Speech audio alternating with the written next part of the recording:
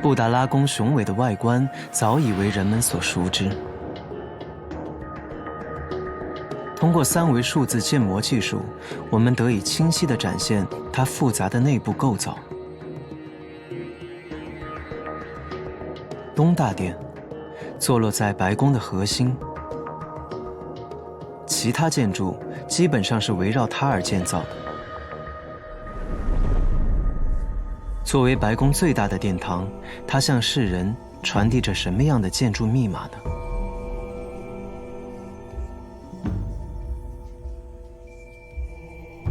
这是东大殿的真实样貌，44根大柱支撑着主体空间。北面中央设有达赖喇嘛宝座，雕梁画栋，装饰华丽。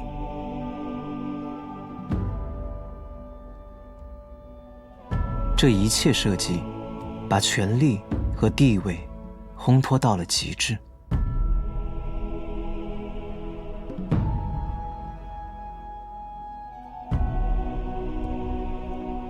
哇，数字东大殿好逼真啊！这里叫东大殿。红宫还有一个西大殿。是的。是为了方便区分才按照方位来取的名字吗？对。这是我们现在习惯的称谓。东大殿藏语是从吉虾，它坐北朝南，是白宫最核心的区域，也是白宫的重要组成部分。四周墙壁壁画的面积有432平方米。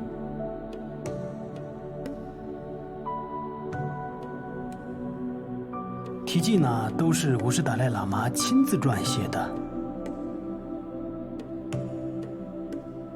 藏文文献记载里面有一个有趣的细节：当时请五世达赖喇嘛写题记的时候，大殿现场只有边框等彩绘，还没有壁画的内容。是为了赶工期吗？对，但是工程质量方面呢，五世达赖喇嘛还专门提出过异议。就是说，泥巴没干就不要砌墙，不要在寒冬时节夯住墙体等等。看来这个新的地方政权真的心情很急切的想要快点把白宫修建好。没错，跟我来，我带你看一幅画像。它在法座的后面。什么画像啊，这么神秘？我可以请我们的工作人员把这个法座先引去。出来了。这面壁画平常是看不到的，所以只有我们的数字世界才能做到。是的，是的。这面壁画中央的主尊是五世达赖喇嘛，这可能也是我们能看到的最接近他当时面容的画像。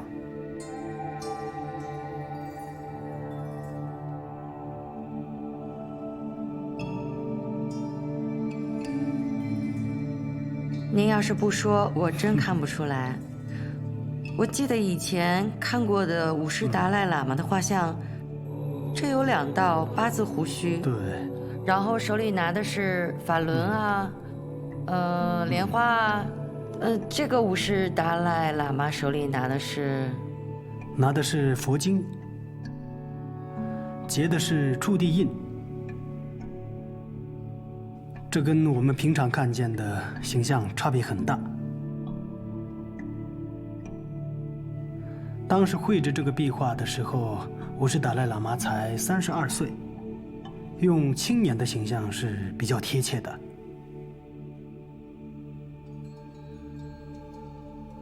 这个画像在别的地方也没有。哦，也就是说这是唯一的一幅他年轻时候的画像。是的，是的，对的。哦。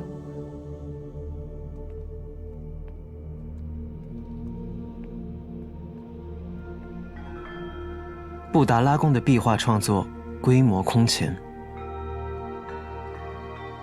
东大殿的壁画更是重中之重。当时，工程负责人蒂斯索朗热旦专门请来了扎什伦布寺的专属画家，也就是四世班禅的首席画师，缅唐画派的曲营嘉措。在他领衔下，一众画家留下了许多珍贵手笔。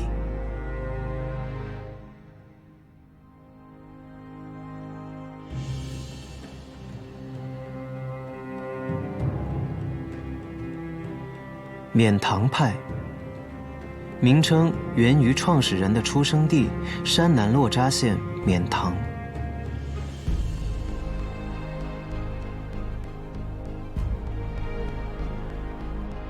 这个画派把内地的青绿山水融入到了壁画和唐卡的背景创作，人物造型方正中而不失圆润，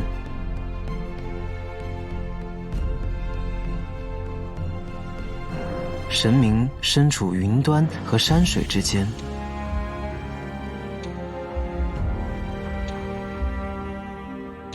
布局疏密有致。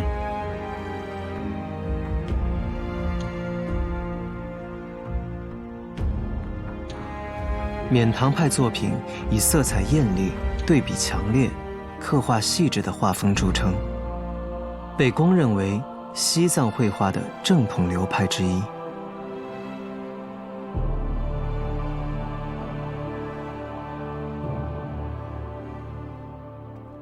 西藏壁画呢，受中原地区尼泊尔、波斯等画风的影响，经过长期的发展，形成自己一个独特的风格，出现了许多著名的画派。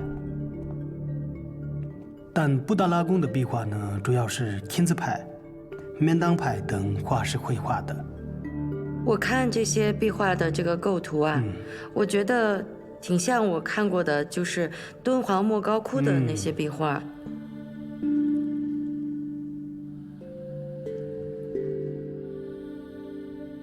对，这种焦点式的人物，或者说主尊，以极强的视觉冲击感，然后占据这个画面的核心位置。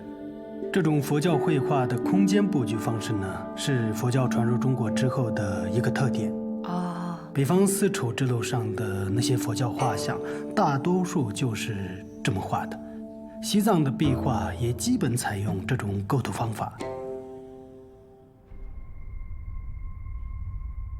在东大殿的四面墙上，有包括五世达赖喇嘛在内的15尊本生传承像。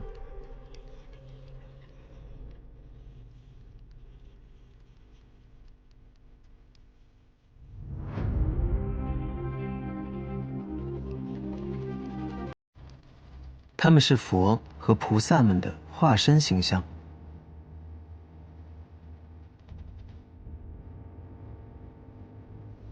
主尊周围的壁画像连环画一样铺开了整部西藏史诗。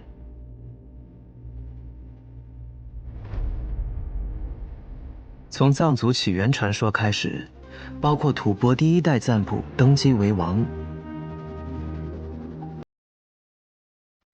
佛教传入吐蕃，松赞干布事迹，文成公主入藏，修建大昭寺等西藏历史和传说。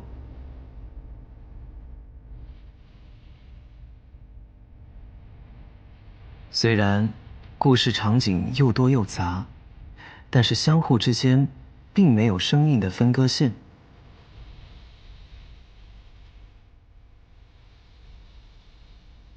而是以山峦、树木、云团等自然景观来过渡。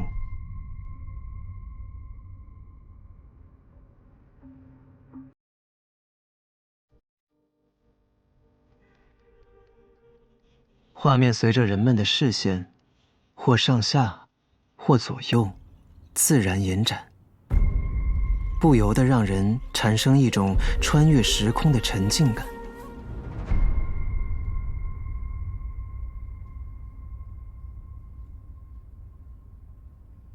人类究竟是如何诞生的？关于人类起源的传说，东西方有各自的流传版本。那你知道有哪些神话故事吗？西方的神话主流是上帝造人，中原地区的神话主流是女娲造人。不过我自己还是相信达尔文的这个进化论，人类的祖先还是由类人猿进化来的。其实藏民族也有自己的一个版本，在左下角有它的答案。啊哈，我知道这个，这是那个猴子的传说是吧？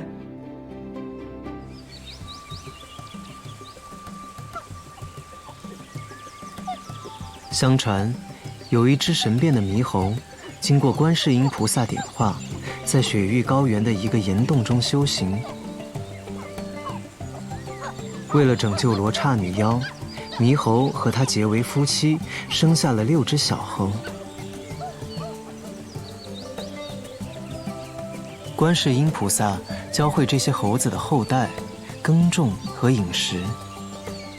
随着语言能力的形成，最终进化成人类。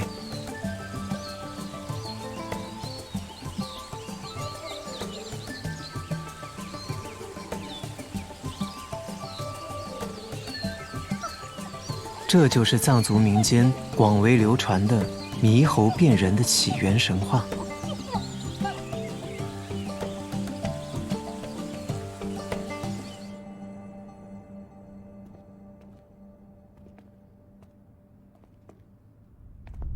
在远古时代，藏族先民还没有臣民之分。直到一位具有划时代意义的人物出现，才迈向了新的文明纪元。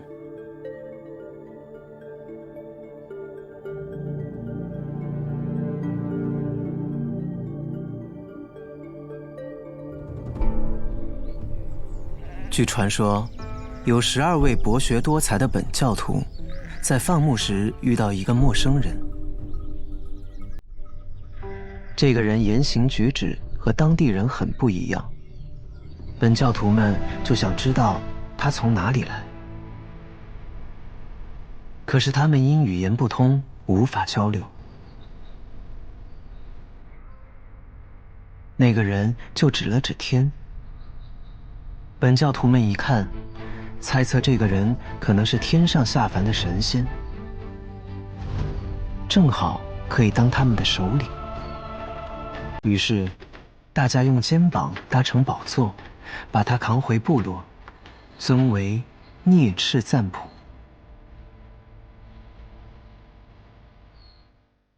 聂赤赞普也就是坚座王的意思，传说他是天神的儿子。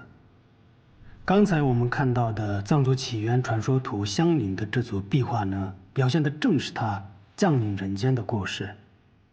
本教是西藏的原始宗教，聂赤赞普，这个传说有一种演绎的成分，但其实他是实实在在存在过的历史人物。在西藏山南市有一座他建造的宫殿，然后据说这个也是西藏历史上第一座宫殿。没错，叫雍布拉嘎，但历经重建改建，现在呢已经不是最初的样子了。哦。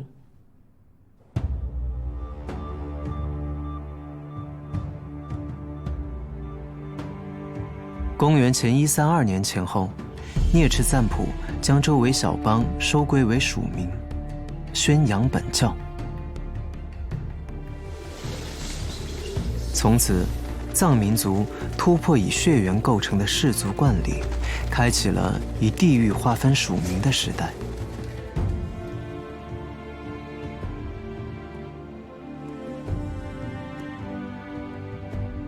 为了防止其他部落的侵犯，聂赤赞普建造了雍布拉康城堡。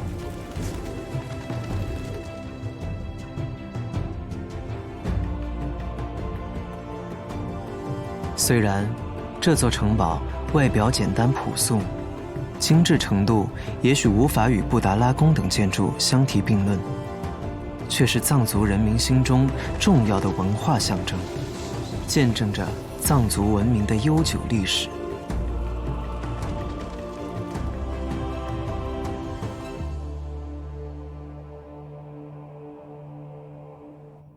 从聂赤赞普的西部野部落到吐蕃王朝，一共传了43代，其中跟佛教历史密切相关的有3位赞普，分别是拉托多里年赞、松赞干布、赤松迪赞。其中拉托多里年赞时期呢，传说有宝匣经等佛教经典从天而降，落到云布拉嘎。这说明佛教当时已经传入西藏。当然了，进一步促进佛教在西藏传播的是松赞干布，这你应该比较熟悉了吧？您是说松赞干布迎娶文成公主，然后公主带来了12岁释迦牟尼等身像，还有大批的这个佛教经典。70年后，唐朝的金城公主也嫁到了西藏。你看，这里画着一个传说。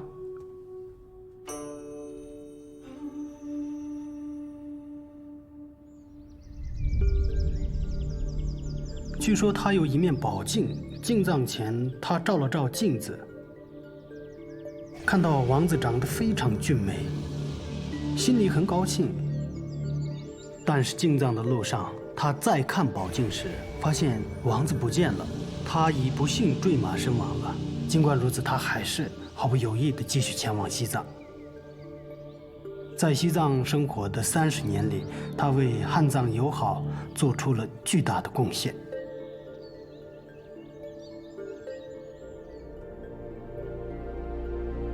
历史和传说共同编织着藏民族的信仰之路。东大殿壁画为之后西藏绘画题材提供了一种模式。17世纪之后，以藏族历史源流为主题的壁画和唐卡开始在各地流行了起来。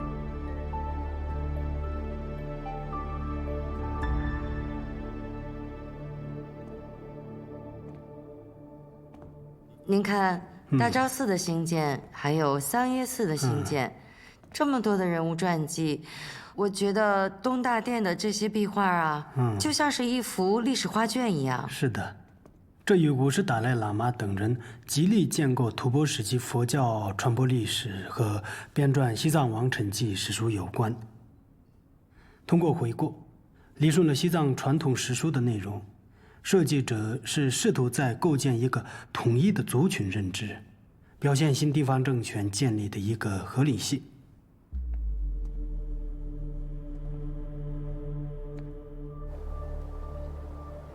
那是在公元1643年，甘丹颇章地方政权建立的第2年，五世达赖喇嘛时年27岁。他仅用了3个多月的时间，写成了《西藏王臣记》。记述了西藏有史以来到他所处时代的历史发展。这是应故事函的要求，同时也是为了给新政权制造舆论。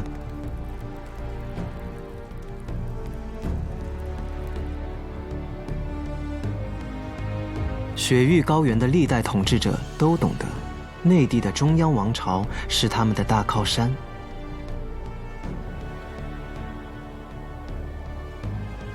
通过朝觐、进贡、册封获得大皇帝的支持，这是他们巩固地方统治的有力手段。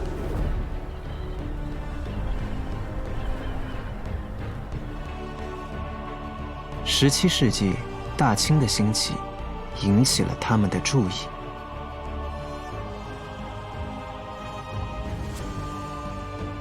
1644年，一个6岁的男孩成为北京紫禁城的新主人，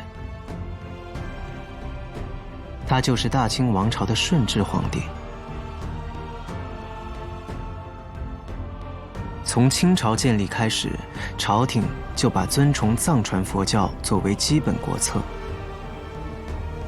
用来维系与西藏和蒙古各部的关系。顺治皇帝即位后，清廷与西藏的信使往来更加频繁。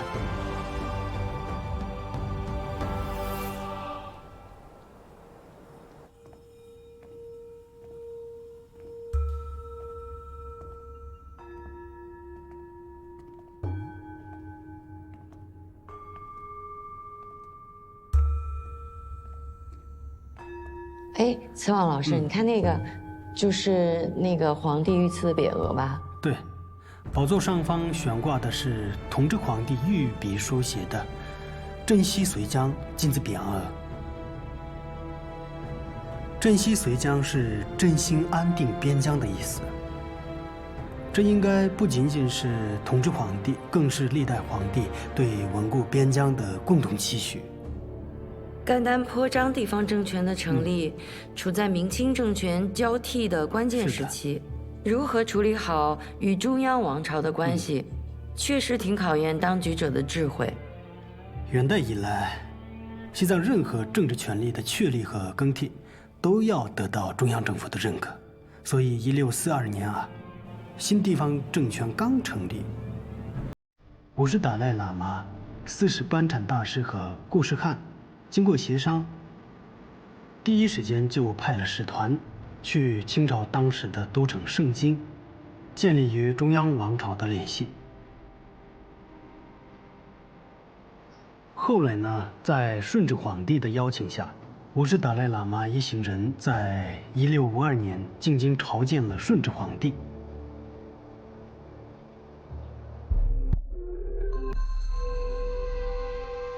顺治10年，也就是1653年的5月，朝廷册封50达赖喇嘛为西天大善自在佛，所领天下释教普通瓦赤喇达喇达赖喇嘛，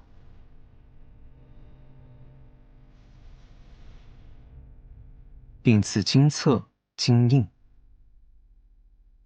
金印为纯金铸造，印文为汉、藏、满3种文体。由于金印十分沉重，不便于携带使用，50达赖喇嘛命人仿制了这枚实用印。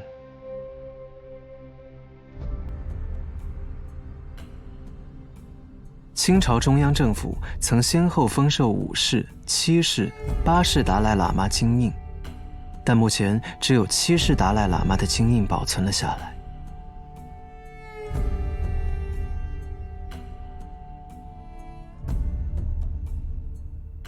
西天大善自在佛，所领天下释教普通瓦赤喇达喇达赖喇嘛。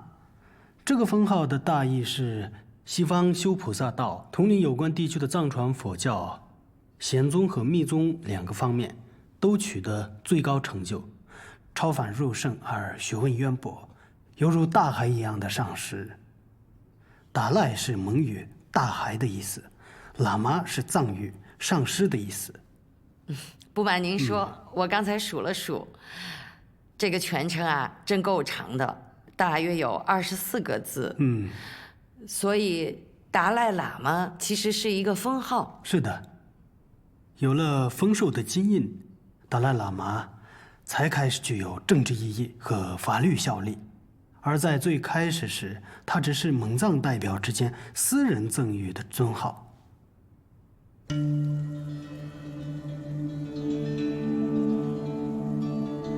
1578年，格鲁派的僧侣索南嘉措得到了注目青海的蒙古土默特首领俺答汗的支持。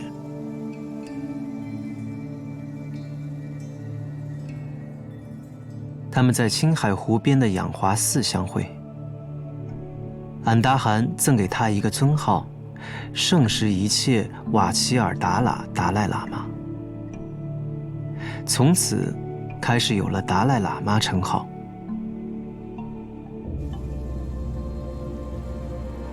10年后，明朝政府正式承认这一称号，并派使节加以敕封。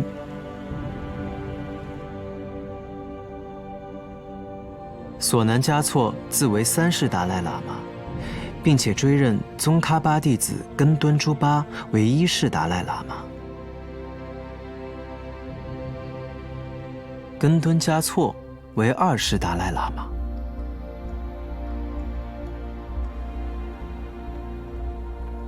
班禅的称号则开始于1645年。当时执掌军政大权的固始汗也给宗喀巴的后世弟子罗桑却吉坚赞一个称号——班禅博克多，主持扎什伦布寺，并划分西藏部分地区归他管辖，称为4世班禅。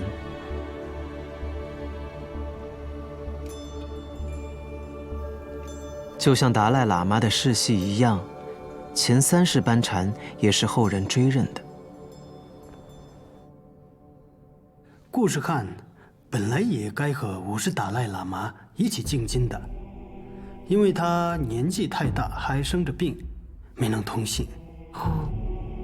但他同样得到了尊醒文艺明慧固始汗的封号。顺治皇帝要他做镇守边疆的封疆大吏。这次册封相当于从法律层面，分别确定了达赖喇嘛和固始汗在西藏地方宗教和政治方面的地位。是的，从某种意义来说，也是重申了中央政府对于西藏地方政权的主权和领属关系。后来呢，清朝的康熙皇帝也给5世班禅赐了金印、金册，正式册封为班禅额尔德尼。布达拉宫的很多重要活动、重大庆典都是在这里举行的，比如宣读皇帝诏书呀、任命高级官员等等。5世达赖喇嘛是东大殿的第1位使用者，但有一个重要的典礼他没法参与。哪个典礼？就是他后世继任者的坐床典礼。坐床典礼是藏传佛教特有的宗教仪式。清代达赖喇嘛圆寂后，接下来的转世认定必须经过清廷批准，然后举行坐床典礼，才能正式继任前世法统。后世的达赖喇嘛除了6世以外，都在东大殿举行坐床。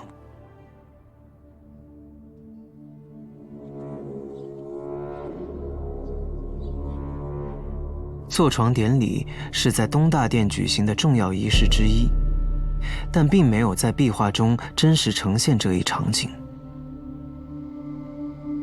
现在，在专家的帮助下，我们依据《10世达赖喇嘛传》等史料，利用数字技术重现了当年的盛况。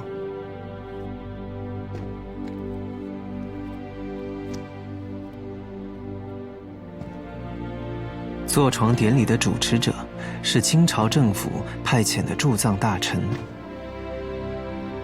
为了有效监督西藏地区的行政和宗教事务，清政府在1727年特别设立了驻藏大臣这个重要职位。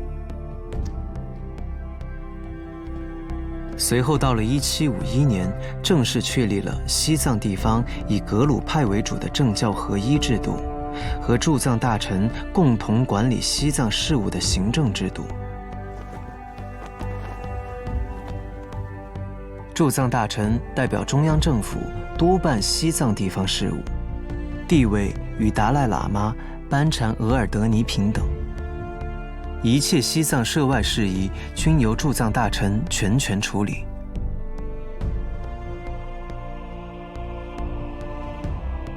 这一举措既体现中央政府的关怀和重视，也表明了维护国家统一和民族团结的坚定决心。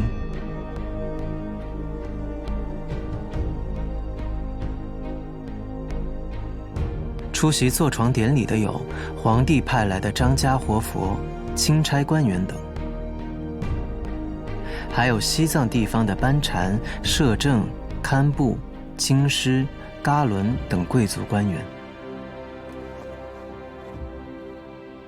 奉天承运，皇帝诏曰：欲达赖喇嘛朕抚育天下，为其万方，各安生业，振兴道学。现居2位驻藏大臣奏称，自忽必勒汗拟降生后，屡现奇异吉祥光相，且耳容貌端方，举止沉稳，经卷熟练，并能辨认前代达赖喇嘛供过之佛尊，用过之物件，故普藏僧俗皆倾心悦服。我有一个疑问，您看啊，现在这个达赖喇嘛这么小，只有几岁，那他如何管理这个政教的事务呢？这个坐床典礼之后呢，这个达赖喇嘛还要学经受戒，直到18岁之后才能亲政。这么算下来，从上一任达赖喇嘛圆寂到寻找灵童开始，直到亲政，中间有20年左右的时间，是一个很长的权力真空。对对对，这个怎么避免中间出岔子呀？西藏地方政府的这个办公用房呢，就在我们的楼上，我们上去讲可能更好理解一些。走。好。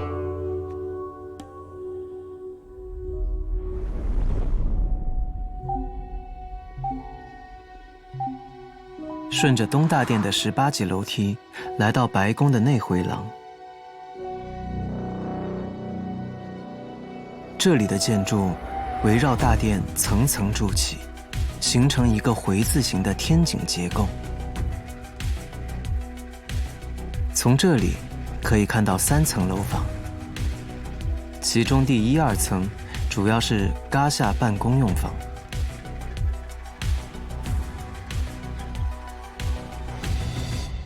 这里的噶夏机构就是原西藏地方政府的最高权力机构，成立于公元1751年，由多位噶伦联合管理。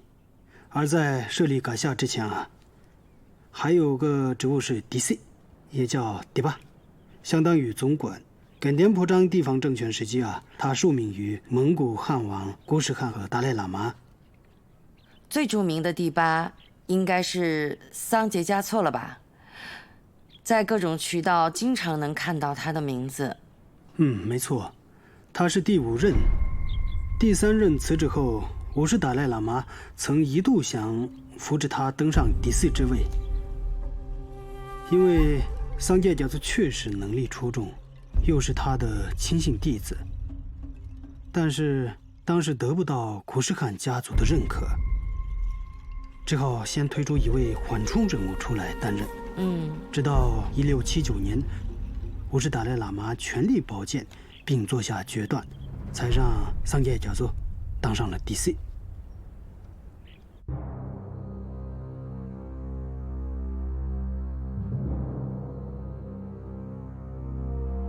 在3大寺僧众的见证下，桑杰嘉措接任了第4这一职位。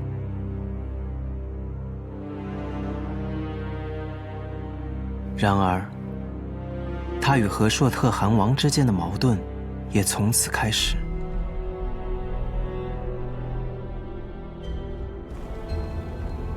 桑杰嘉措担任第4的第3年，五世达赖喇嘛圆寂了。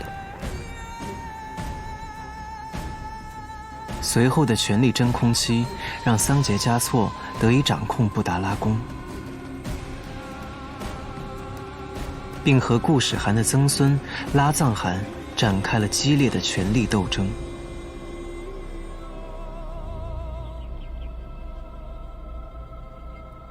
鉴于第4这个职位存在的隐患，7世达赖喇嘛上奏乾隆皇帝正式设置阁下。虽然几个噶伦代替了第4的职能，但权力真空的问题好像还是没有解决啊。没错，我们到东侧去。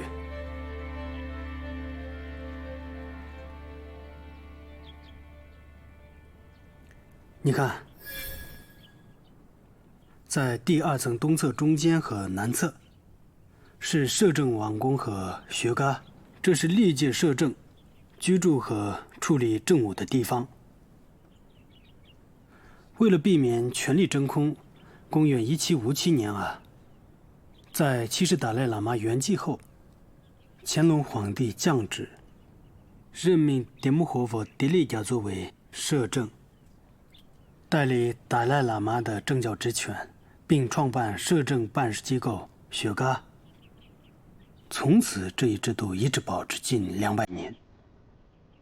清朝中央政府专门为这个真空期设置的吗？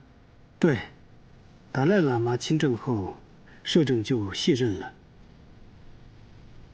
从1751年7世达赖喇嘛执政到1959年政教合一制的终结，先后历任8位达赖喇嘛，有的没来得及亲政，有的亲政没多久就圆寂。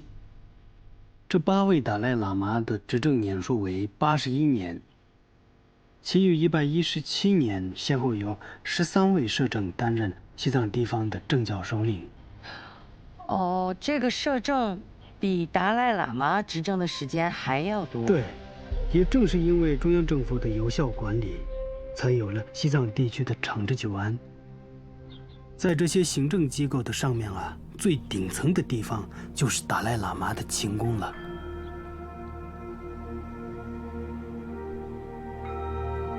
白宫的最高处，这里的宫殿坐北朝南，一年到头阳光普照，因此俗称东西日光殿。他们是历世达赖喇嘛生活起居和处理日常事务的地方。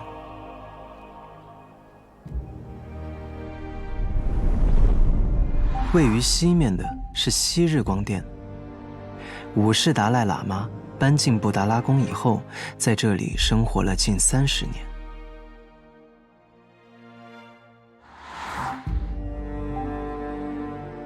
位于东面的是东日光殿，是13世达赖喇嘛在20世纪初主持兴建的。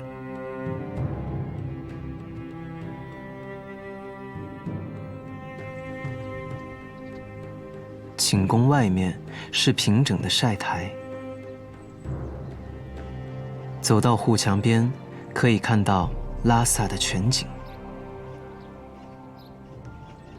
300多年前，五世达赖喇嘛可能也曾和我们一样站在这儿，俯瞰红山脚下的拉萨城。只是他心里装的更多的是怎么让政权更稳固的忧虑，跟我们的心境完全不一样。是的，五世达赖喇嘛从哲蚌寺的甘甸婆扎迁居这里，意味着他将能够更好地行使自己的宗教权利，进一步巩固自己的优势地位，也意味着他要承担起更大的责任与使命。除了以白宫建筑作为政权的中心，他还精心制定和完善了一系列的与之匹配的礼俗制度，进一步强化政权的象征意义。比如珍宝服饰就是其中的典型代表。西藏的珍宝服饰是根据早期宫廷服饰穿戴习俗而设计的。最早出现在明代的帕木竹巴政权时期， 1672年，五世达赖喇嘛委托帝司洛桑图多对历代官服进行考察和整理。当时设计了35种式样，专门为在布达拉宫举行的藏历新年这类重要庆典活动展演所用。服饰制度的推行，不仅提升了社会的整体审美格局，也为西藏的历史与文化留下了宝贵的遗产。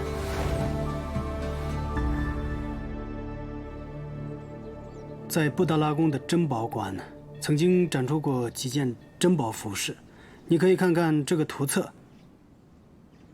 你看，这些衣服应该都有300多年的历史了吧？看起来还挺新的。是的，这种衣服点缀装饰了很多珊瑚、绿松石、蜜蜡之类的珠宝，每一道都价值连城。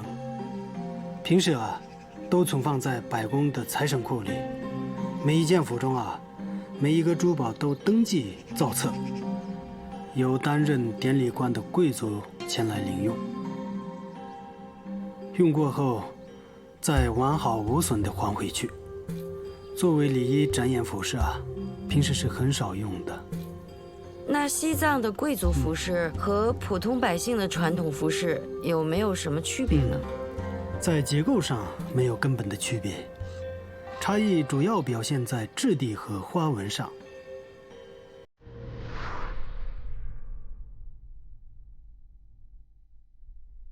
布达拉宫所藏的这件蓝色地缠枝莲花纹装花缎夹袍，是仿制的吐蕃时期地方首领服饰装束。因佩戴有大串的蜜蜡和珊瑚项链，像绿松石等耳饰，彰显了使用者的高贵身份。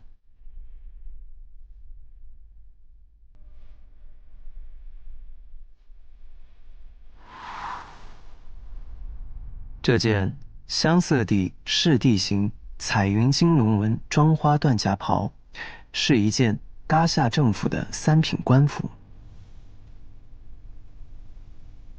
形制为噶金长袖。在旧西藏，4品以上的官员可以使用明黄色的官袍，并可使用龙的图案。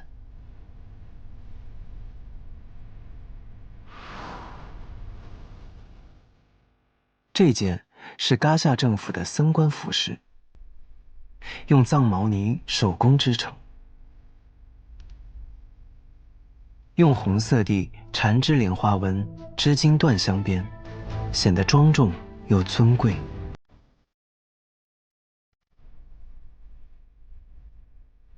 公元1672年藏历新年正月初2，珍宝服饰在布达拉宫的新年庆典上首次亮相。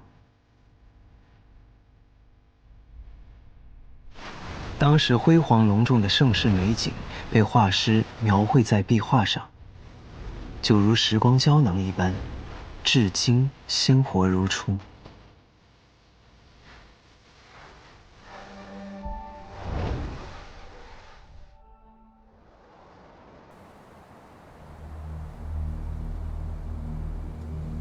17世纪，随着布达拉宫的再度拔地而起，加上五世达赖喇嘛的苦心经营，拉萨的政治地位得到了进一步巩固，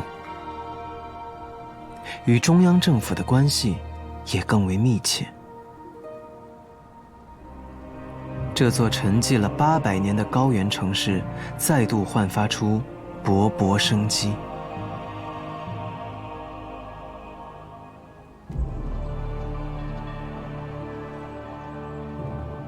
人口增长无疑是一个地区繁荣的见证。是的，那时候西藏人口应该实现了快速增长吧？历史上西藏人口确实因为战乱有过大的波动，但在感甸颇章地方政权管理下，西藏虽然进入了一个和平稳定时期，人口增长却一直很缓慢。为什么呢？这个应该很好理解乾隆2年，也就是1737年的时候，西藏地区有一个户口清查。根据当时的统计数据啊，达赖喇嘛所辖寺院共3150座，有34万余僧人，占了西藏人口的1/3还多。因为僧人能学到知识，获得尊重，也不必从事繁重的生产劳动，所以都去出家了。看来西藏地区人口稀少，有自然条件等客观原因，也有主观原因啊。当然。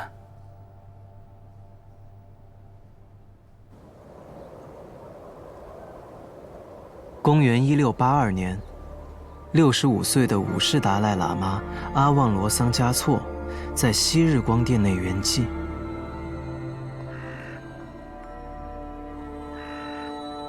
他最倚重的近臣蒂斯桑杰嘉措对外隐瞒这一消息，长达15年。有人以沉默守护权柄，有人以虔诚追问永恒，而圣殿始终矗立。权力的帷幕可以遮蔽真相，却无法熄灭信仰的星火。当秘密终究随晨光破晓，布达拉宫的红色宫墙之上，已刻写下新的传奇。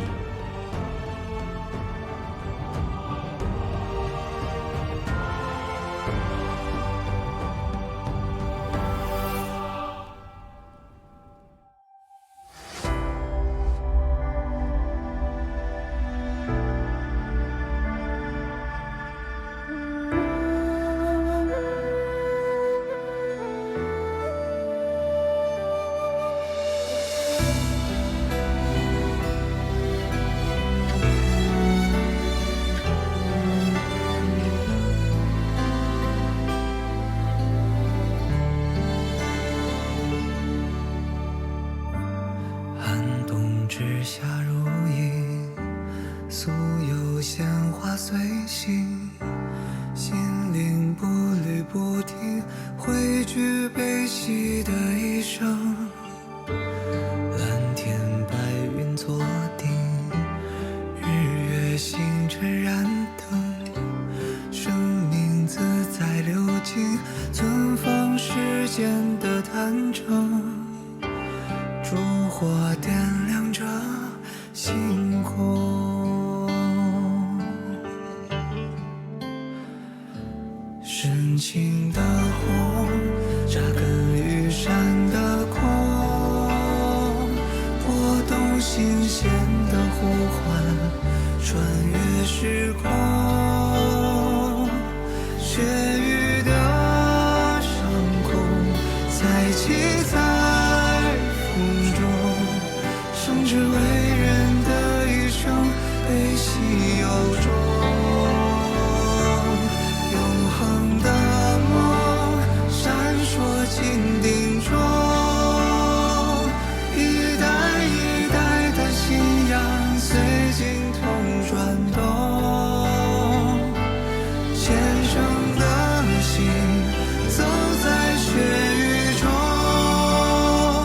深情向往的布达拉宫，心愿同行。